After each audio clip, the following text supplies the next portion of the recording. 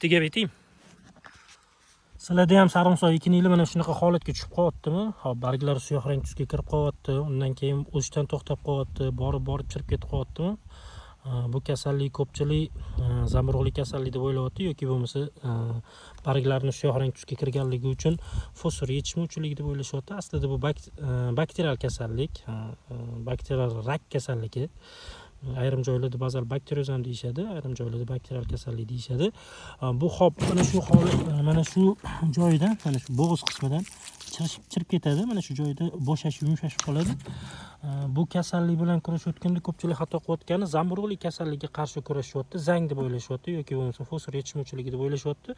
Shuning uchun yo fosforli o'g'itlab berishyapti yoki bo'lmasa zamburug'ga qarshi, zangga qarshi zamburug'lik kasalligiga fungitsidlar berishyapti.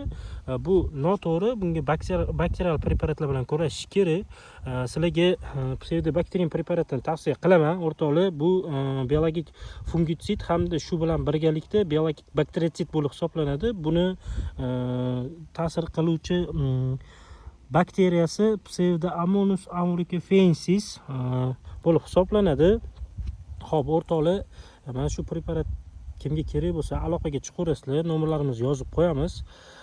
Mana shu haqiqiy biologik fungitsid bo'lib hisoblanadi. Mana shunaqa kasalliklar tushgan paytda tezkor yechim sifatida ham qo'llash mumkin bo'ladi, o'rtoqlar.